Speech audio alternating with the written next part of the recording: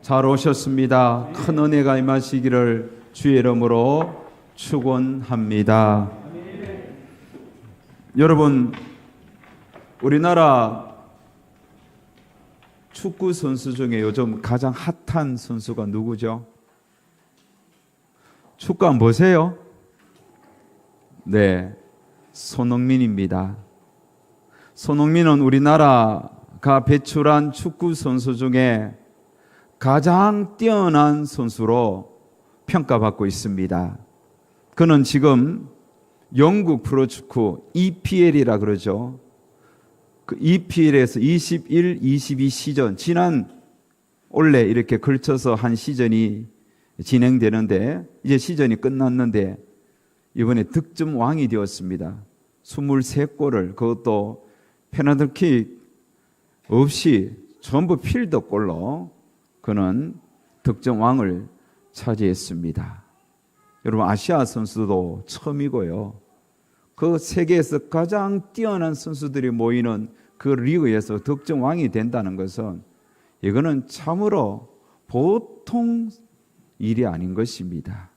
그런데 그렇게 뛰어난 손흥민 선수가 그 EPL에서 뛰는 선수들이 투표해서 베스트 11을 뽑는데 거기에 뽑히지 못했습니다. 득점왕을 차지했는데 뽑히지 못했습니다. 뿐만 아니라 같은 실력에 있는 그 탑 클래스 선수들과 비교해도 주급, 그들은 일주일 단위로 주급을 주는데 주급도 현저하게 떨어집니다. 많이 받지 못하는 거예요. 여러분, 왜 그럴까요? 가끔씩 손흥민 선수가 경기를 할 때에 유럽 사람들이 눈 찢는 퍼포먼스를 벌이면서 손흥민 선수를 조롱합니다. 인종 차별을 하는 겁니다. 왜 이런 일들이 일어날까요?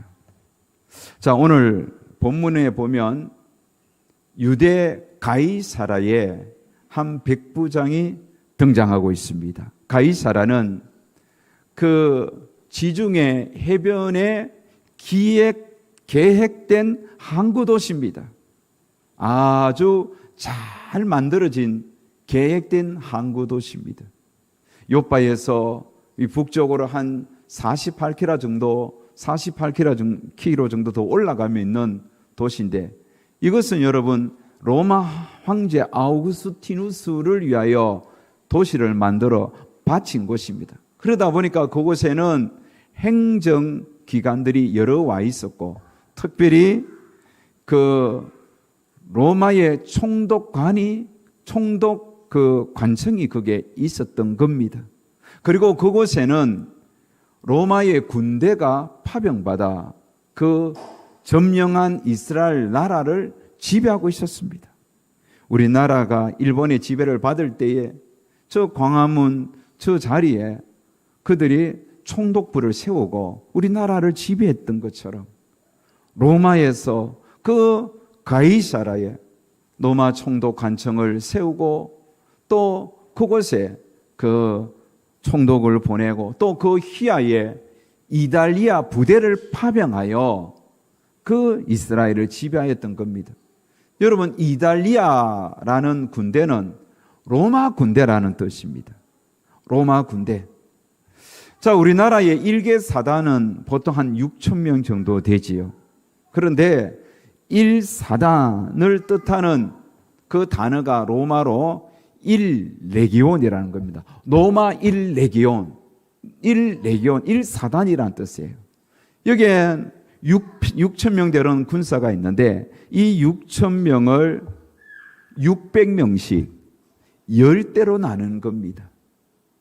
그러면 600명짜리가 10개가 되는 거죠. 그러면 여러분 600명은 보통 우리나라로 따지면 1개 대대병력이 됩니다. 자, 이 600명 안에 다시 100명씩 6부대로 나누는 거예요. 그래서 100명씩 6개 분대로 나누는데 이 100명의 군대를 지휘하는 그 지휘관의 이름이 지휘관의 그 명칭이 백부장인 겁니다. 백부장. 우리나라로 따지면 중대장입니다. 여러분, 한 부대의, 한 군대의 그 어떤 위용을 알기 위해서 얼마나 강한지 약한지 보기 위해서는 중대장을 보면 됩니다. 중대장이 얼마나 군기가 들어있느냐 들어있지 않느냐, 거기에 따라 그 군대의 강함을 알 수 있는 거예요. 그래서 군대의 여러분 지휘관의 꽃은 뭐니 해도 중대장이에요. 중대장이 얼마나 빠리빠리한가, 거기에 따라 그 군대의 용맹을 측정할 수 있습니다. 자, 그런데 그 로마 군대에 이렇게 쪼개어 한 중대 병력이 되는 그 백부장 중에 고넬료라는 한 사람이 있었습니다. 자, 고넬료의 특징이 오늘 본문에 보면 자세하게 2절에 세 가지로 소개합니다. 첫 번째, 그는 경건한 하나님의 사람이었습니다. 경건한 사람이었어요. 하나님을 믿는 사람이었어요. 여러분, 점령한 나라의 주둔한 군대 백부장이 그 점령한 백성들이 믿는 그 신을 섬기다는 것은 이게 보통 일이 아니에요. 아마 고넬료는 그 로마에 만연된 그 음란과 불의함에 아마 신물을 느낀 것 같아요. 그런데 유대 나라를 점령하고 보니까 그 유대 민족이 섬기는 여호와 하나님, 그 하나님을 볼 때에 마음이 달라진 것이죠. 정말 그들이 경건하게 하나님을 섬기는 모습에 감동을 받고 자기도 하나님을 섬겼던 겁니다. 뿐만 아니라 자기 가족들까지 다 하나님을 섬기도록 그렇게 믿음으로 하나가 되었던 것입니다. 두 번째, 고넬료의 특징이 뭐냐면 그는 구제와 선행을 많이 행했던 사람이었습니다. 그 이스라엘을 지배하고 보니 그 나라 백성들이 너무 가난하고 너무 힘들고 어렵게 사는 것이 눈에 들어왔습니다. 그래서 고넬료는 자기가 가진 지위와 자기가 가진 재산을 가지고 많은 이에게 선행을 베풀었던 것입니다. 여러분, 이것은 예사로운 일이 아닙니다. 그만큼 그는 하나님을 잘 섬겼던 참 신실한 믿음의 사람이었기 때문입니다. 세 번째로, 고넬료는 늘 기도하는 사람이었다. 그는 하나님을 단순히 섬길 뿐만 아니라 항상 기도하는 사람이었어요. 그러니 여러분, 이 고넬료의 구제와 선행과 기도, 그리고 하나님을 섬기는 그런 신실한 모습을 하나님이 다 보고 계셨던 겁니다. 하나님은 다 아십니다. 하나님은 다 보고 계세요. 하나님은 모르는 것이 없으세요. 여러분이 남 몰래 누군가에게 선행을 베푸는 거 하나님은 다 아세요. 기억하신 바 된 겁니다. 자, 이렇게 고넬료는 늘 깨어서 기도하는 사람이니 그도 제9시에, 그러니까 오후 3시는 기도하는 시간이에요. 유대인들이 기도하는 시간이에요. 그도 유대인의 관습에 따라 기도하기 위하여 하나님 앞에 나아갔습니다. 그때 환상이 보이면서 하나님의 사자, 천사가 고넬료야 부릅니다. 고넬료가 깜짝 놀라면서 주여, 무슨 일입니까? 왜 부릅니까? 그러자 하나님의 음성이 들립니다. 본문 4절 5절에 보면 내 기도와 구제가 하나님 앞에 상달되어 기억하신 바 되었으니, 보십시오. 내 구제와 기도가 하나님께 상달되었다는 거예요. 그래서 내가 지금 사람들을 요바에 보내어 베드로라 하는 사람을 청하라. 베드로라 하는 그 시몬을 너희 집으로 초청하라. 이렇게 하나님의 음성이 들렸던 겁니다. 너무나 분명하고 또렷한 하나님의 음성을 들었던 베드로는 바로 사람을 부릅니다. 자기의 종들 2사람과 자기 지위에 자기가 다스리는 그 부하 중에 자기처럼 하나님을 잘 섬기는 경건한 사람 한 사람을 뽑아서 욥바에 있는 시몬이라는 사람을 데리고 오라고 보내었던 겁니다. 자, 이 고넬료의 명령을 받아서 욥바로 향하는 사람은 종 둘과 부하 한 사람, 총 3명이 가게 되는 것입니다. 이렇게 날이 저물어가고 하루가 지났습니다. 다음 날 한 정오쯤 되었습니다. 제6시에. 여러분, 베드로도 기도하는 사람이잖아요. 그래서 베드로는 당시 어디에 머물렀냐면 무두장이 시몬이라는 사람 집에 머물고 있었습니다. 여러분, 무두장이가 무슨 일을 하는 사람일까요? 언젠가 제가 설교 시간에 한번 이야기했죠. 여러분, 무두장이는 그 짐승의 가죽을 손질하는 사람이에요. 짐승을 잡으면 가죽이 있잖아요. 그런 그 털이 많이 달려있는 그 가죽을 벗겨내면 거기에는 기름도 엉겨 붙어 있고 피도 말라 있고 거기에 또 온갖 내장 그런 또 배설물들이 묻어 있을 거 아닙니까? 얼마나 그게 여러분 또 역겹습니까? 제가 신림동에서 부목산에 있을 때 그 독산동 거기에 보면 그 정육점들이 쫙 있고 그 뒤에는 또 도살장이 있단 말입니다. 그러면 그 한동으로 넘어가는 그 길 좌우에 많은 정육점이 있어요. 막 그것도 또 색깔은 빨간색이에요. 빨간 그 조명에 그 고기가 막 주렁주렁 달려 있는데 그걸 보면 고기 먹고 싶은 생각이 싹 사라지고 막 그 비릿한 냄새와 더불어 섬뜩해요. 그 주변에 또 정육 그런 식당도 많습니다. 여러분, 차를 벌써 그 가까이 가면 냄새가 벌써 비릿하게 나는 거예요. 무두장의 집도 그랬습니다. 그리고 온갖 짐승의 소, 양, 가죽들 막 빨고 씻고 막 그 손질하고 그래서 말려서 그걸 가지고 옷을 만들고 또 어떤 물건을 만들 수 있도록 하는 가죽을 손질하는 것이니 얼마나 그거 피비린내가 많이 나겠습니까? 그래서 무두장의 집은 사람들이 사는 동네의 집을 있을 수가 없습니다. 멀리 살아야 되는 게 아무도 없는 그런 해변가. 특별히 그 서쪽에서 동쪽으로 바람을 부으니까 그렇게 동쪽 끝에 그들의 집을 두고 나는 것입니다. 무두장의 시몬의 집이 바로 그렇게 해변가에 위치해 있었는데 아마 이 시몬이 하나님을 만났던 거예요. 그래서 자기와 똑같은 이름을 가진 시몬 베드로를 자기 집에 유숙하도록 했던 겁니다. 시몬 베드로는 그 무두장의 시몬의 집에 있으면서 늘 습관에 따라 기도하기 위하여 테라스 형태로 된 그 2층 이 지붕에 올라가서 지붕이라기보다 그냥 2층 그런 2층 집이라고 생각하면 되겠습니다. 거기에 올라가서 기도를 하는데 마침 때가 제6시니까 정오 시간이에요.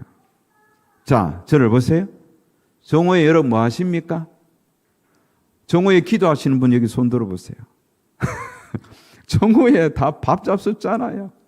밥을 배가 고픈 시장한 그때에 하늘에서 보자기가 큰 보자기가 내려오는데 거기 안에 배고프면 다 먹을 것이 보이는데 거기 보니까 각종 네발 가진 짐승이 보이는 거예요.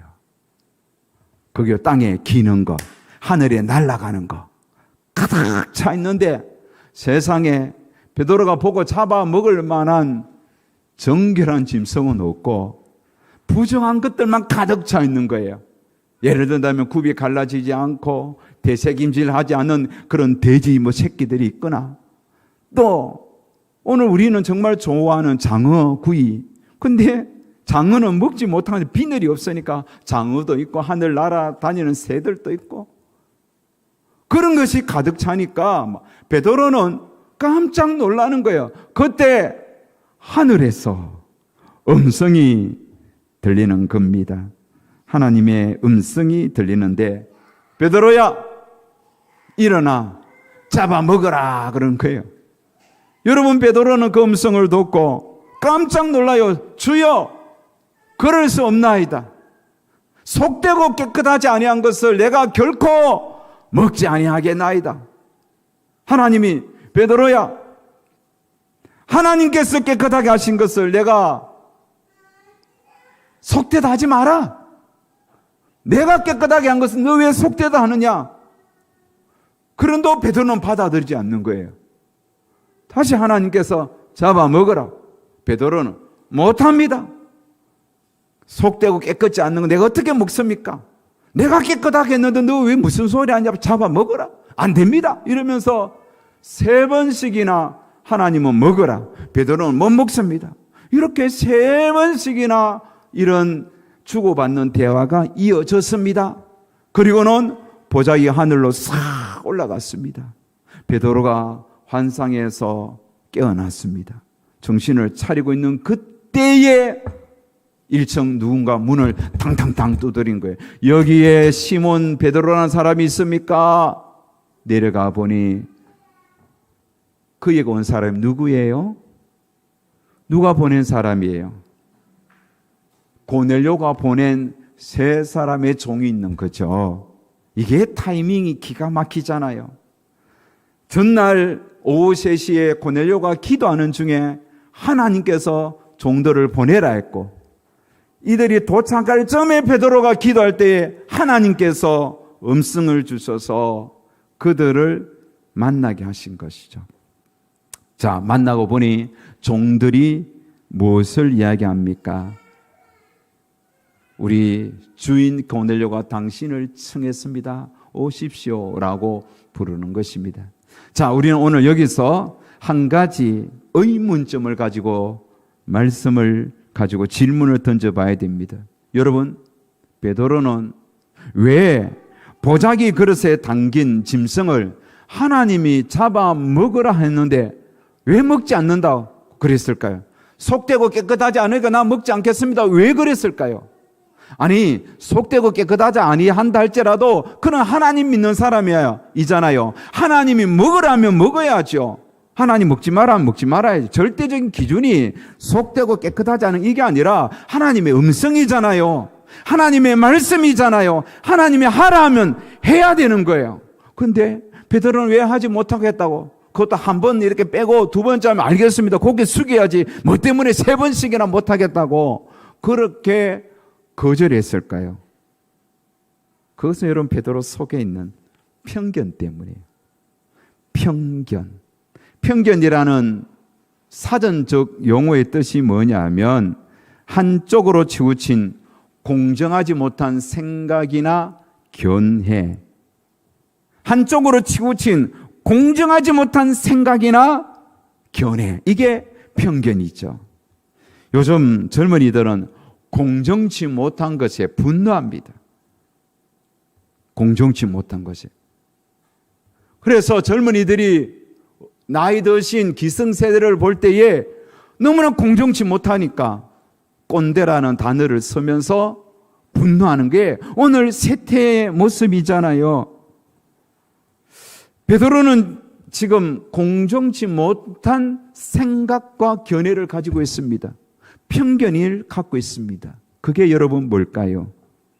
베드로는 철저한 뼛속부터 유대인입니다.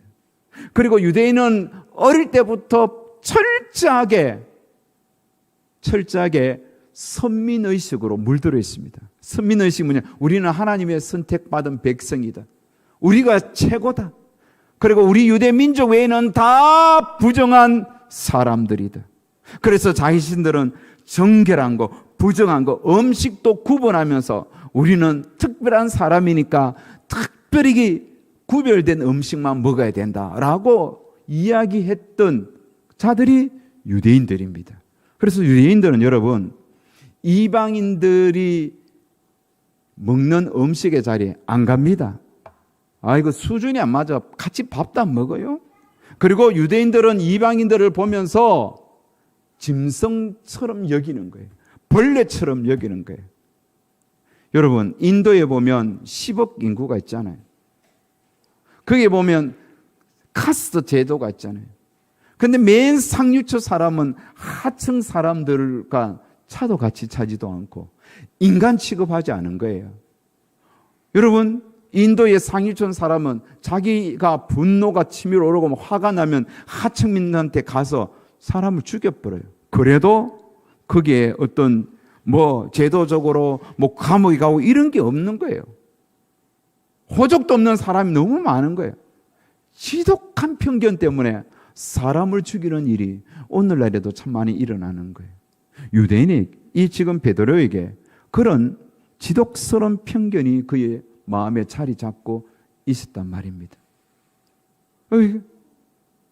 그러니 베드로가 그런 베드로에게 하나님께서 고넬료에게 가라고 명령하잖아요. 베드로는 그래도 하나님을 믿는 사람입니다. 성령을 체험한 사람입니다. 지금 하나님의 음성을 3번씩이나 들었습니다. 그래서 고넬료가 보낸 종들을 따라가지만은 마음 한구석에는 찜찜함이 있단 말입니다. 저 이방인 고넬료를 내가 어떻게 가까이 한단 말인가? 이거는 아닌데 하는 그런 치우친 생각, 공정하지 못한 견해를 가지고 따라갔던 것입니다. 하지만 하나님께서는 그 베드로를 지금 간섭하고 만지고 있습니다. 그리고 베드로가 고넬료 집에 가보니 깜짝 놀랄 정도로 그곳에는 사람들이 꽉 차 있습니다. 고넬료는 자기 가족뿐만 아니라 자기 일가 친척까지 다 불러 모아서 베드로가 가자마자 엎드려 절을 하면서 베드로가 깜짝 놀랍니다. 환영을 하는 것이죠. 베드로는 그곳에서 자리에 앉았습니다.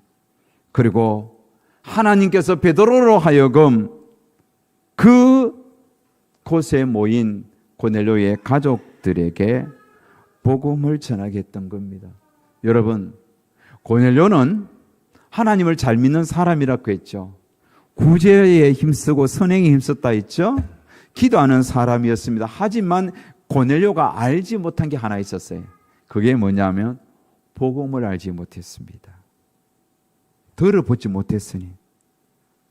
복음은 오늘날처럼 확장된 게 아니라 이제는 제자들로 통하여 조금씩 확장되어 가는 거예요. 복음이 뭡니까? 예수 그리스도의 십자가의 보혈로 우리의 죄가 말갛게 씻겨지고 예수님의 부활이 내 부활이 되어 죽어도 영원히 사는 그 생명의 메시지, 그게 복음이잖아요. 예수님을 통하여 죄 씻음 받고 예수님의 부활에 우리도 함께 동참하여 영원히 사는 거, 영원히 사는 그 길에 대한 메시지가 복음이잖아요. 베드로는 그 복음을 이미 알고 있었지만 고넬료는 그 복음을 깨닫지 못한 상태에서 하나님께서 고넬료가 얼마나 구제에 힘쓰고 얼마나 기도하며 경건했는지 하나님께서 그 고넬료에게 복음을 전해주기 위하여 베드로를 보낸 거예요. 그리고 베드로는 앞으로 복음을 전하는 하나님의 사람으로서 땅끝까지 자기 생명 바쳐서 복음을 전하기 위해서는 자기 속에 있는 그 치우친 생각과 견해를 고쳐야 되는 거예요.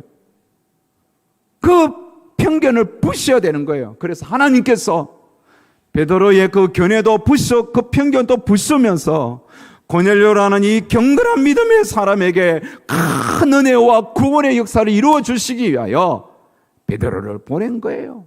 이렇게 해서 고넬료와 베드로의 만남이 참으로 아름답게 이루어졌습니다. 베드로는 하나님이 보내신 뜻을 그곳에서 깨달아 가면서 오늘 본문 36절에 보면 만유의 주 되신 예수 그리스도로 말미암아 화평의 복음을 전했습니다. 그곳에서 만유의 주 되신 예수 그리스도로 말미암아 화평의 복음. 여러분, 복음의 특징이 뭡니까? 화목, 화평이에요. 복음은 모든 편견을 부숴버리는 거예요. 복음은 사람들을 판단하는 기준을 허물어버린 거예요. 복음은 모든 이들에게 전파되는 거예요. 편견을 없애고 누구에게나 예수 그리스도의 생명이 퍼지게 했던 겁니다. 자, 그렇게 해서 복음을 받았던 일가 친척 모두가 예수님을 구주로 영접하는 그 순간에 하늘에서 성령이 임했던 겁니다. 성령의 강력한 은혜가 고넬료의 집에 있는 모든 사람들에게 임했는 거죠. 제2의 마가의 다락방의 역사가 일어난 겁니다. 모두가 예수님을 구주로 영접하게 되었습니다. 하나님을 만났습니다. 그래서 베드로는 43절에 보면 그에 대하여 모든 선지자도 증언하되 그를 믿는 사람들이 다 그의 이름을 힘입어 제사함을 받는다 하였느니라. 그들이 그곳에서 다 제사함을 받았습니다. 베드로가 세례 주지 않을 이유가 없는 거예요. 그래서 그 자리에서 그 모든 가족들에게 세례를 베풀게 되었습니다. 그래서 고넬료는 이방인입니다. 그런데 그 이방인들 중에 첫 번째로 온 가족이 예수님을 믿고 세례를 받는 가정이 되었던 것입니다. 사랑하는 여러분, 저는 오늘 설교 서두에 누구를 언급했습니까? 누구를 언급했어요? 손흥민. 손흥민은 그렇게 뛰어난 EPL에서 득점왕이 되었지만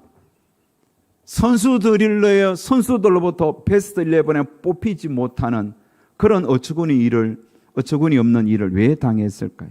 왜 그는 자기의 실력에 비하여 저평가받고 있을까요? 왜 그 유럽인들로부터 아시아인이라고 인종차별을 받을까요? 이유는 다양하게 했지만 가장 큰 이유는 한 가지입니다. 그것은 유럽인들이 가지고 있는 아시아인들을 바라보는 편견입니다. 아시아인들을 얕잡아 보는 편견이에요. 아마 유럽을 여행하신 분들 그런 편견을 받아본 경험이 있을 거예요. 미국 이런 데 가면 편견이 있잖아요. 그리고 사실 우리도 동남아인들을 바라보는 혹은 아프리카 사람을 바라보는 편견을 가지고 있습니다. 여러분, 편견은 세상을 아름답게 바라보지 못하게 하는 아주 큰 죄악임을 알아야 합니다. 이번 6월달 설교 전체 주제가 우리가 사는 세상을 어떻게 바라볼 것인가, 편견을 가지고 바라보지 말라는 것이 오늘 본문의 메시지입니다. 여러분, 우리가 가진 편견이 참으로 무섭습니다. 사람을 대할 때 편견을 가지지 마세요. 나는 좀 배웠다고 배우지 못한 사람을 깔보면서 편견을 가지고 보면 안 됩니다. 경상도 사람들 많지 않지만은 전라도 사람을 바라보는 편견을 깨야 됩니다. 전라도 분들 경상도 사람을 바라보는 편견을 깨어야 됩니다. 제가 군에 있을 때 삼성 라이온스와 해태 타이거스 프로야구 시합이 있는데 아주 골통 전라도 광주 사람 그리고 골통 경상도 사람이 둘이 나보다 한 달 고참하고 내하고 보면서 서로 응원하면서 막 싸우는 거예요. 그러면 고참 밑에 우리 쫄병들이 안절부절 하는 겁니다. 물론 그렇게 하면서 농담 반 진담 반 그렇게 했지만 그거 참 깨기 어려운 거예요. 선거 때만 되면 얼마나 여러분 극명하게 나누어집니까? 그것뿐만 아니죠. 보수 쪽에 있는 분들, 진보 쪽에 있는 분들 너무너무 편견들이 많습니다.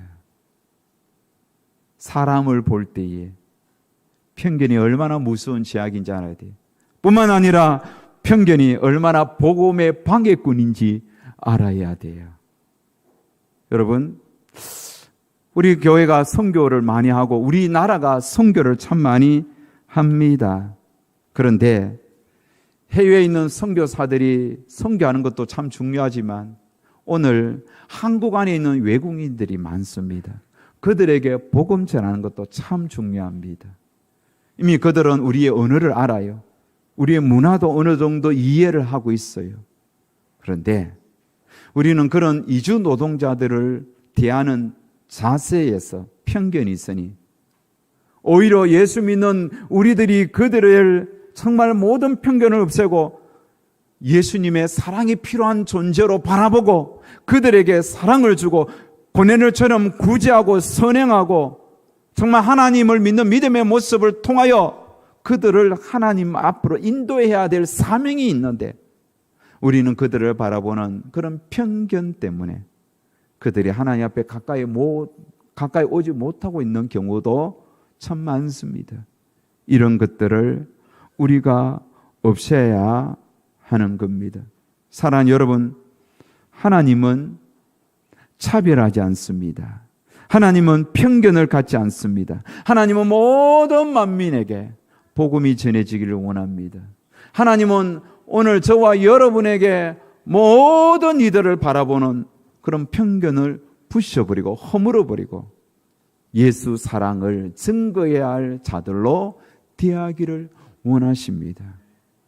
여러분, 사람을 볼 때에 치우친 생각, 그저 딱 보고 외모로 판단하고 자기도 모르게 어떤 선입견, 편견을 가지고 사람을 대하면 복음의 방해꾼이 될 수 있음을 알아야 하는 겁니다. 말씀의 결론을 맺겠습니다. 편견을 부수는 가장 강력한 무기가 하나 있습니다. 그게 복음입니다. 복음은 모든 강력한 진을 파괴해버립니다. 복음은 우리 속에 있는 치우친 생각, 그릇된 견해를 다 부셔버립니다. 그래서 모든 이들을 사랑의 눈으로 볼 수 있게 합니다. 모든 이들을 하나님의 긍휼과 자비가 필요한 존재로 바라보게 하는 겁니다. 교회에는 편견이 없어진 모든 이들을 사랑의 눈으로 볼 수 있는 성도들이 가득 찰 때 그 교회는 소망이 있고 그러한 성도는 하나님 앞에 아름답게 쓰임받을 수 있는 겁니다. 이제 코로나 이후에 이제 코로나 동안 교회에 나아가지 못하는 분들이 이제 교회를 나아가야 되는데 그동안 2년 정도 교회 못 가서 자기 교회 가기도 부담스럽고 또 안 가려고 하니까 자기 속에는 믿음이 있고 그래서 주변에 교회를 찾는 분들도 많습니다. 우리 교회도 하나님께서 다양한 사람을 보내줄 수도 있고 또 우리 교회 성도님들이 다시 나올 수도 있습니다. 그때에 우리에게 그 어떤 편견도 없어야 되겠습니다. 그저 사랑해야 할 존재로 바라봐야 되겠습니다. 여러분 주위에 있는 앞뒤 좌우에 있는 분들 모두 아무런 편견 가지지 마십시오. 어떻게 생겼든지 어떤 말을 하든지 어떤 외모든지 어떤 지역에 있든지 저 사람이 빨간색인지 저 사람이 파란색인지 그거 상관하지 말고 예수님의 십자가의 보혈이 필요한 하나님의 사람으로 바라보시고 또 믿음 있는 사람, 믿음 약한 자들 너는 왜 그렇게 믿음이 없어라고 판단하지 마시고 하나님의 은혜가 필요한 사람이라고 여기시고 그렇게 대할 수 있어야 되겠습니다. 그렇게 할 수 있기 위해서는 복음으로 충만해지는 겁니다. 마지막으로 말씀 한 절 보겠습니다. 고린도후서 10장 4절에서 5절에 보면 이런 말씀이 있습니다. 우리의 싸우는 무기는 육신에 속한 것이 아니요 오직 어떤 견고한 진도 무너뜨리는 하나님의 능력이라. 모든 이론을 무너뜨리고 하나님을 아는 것을 대적하여 높아진 것을 다 무너뜨리고 모든 생각을 사로잡아 그리스도께 복종하게 하니. 복종하게 한다고 했습니다. 여러분, 우리의 모든 생각을 편견을 없애기 위해서는 우리의 모든 생각, 아시겠죠? 지역색 없애고 여러분의 어떤 여러분의 가치관이나 여러분의 인생을 살아가는 인생관이나 여러분의 세상을 살아가는 여러 가지 다양한 철학들 다 없애고 모든 생각을 사로잡아 그리스도께 딱 복종시켜서 우리는 사랑의 눈으로 볼 수 있는 그렇게 세상을 살아가면 우리 모두는 하나님으로부터 쓰임받는 귀한 백성들이 되리라 믿습니다.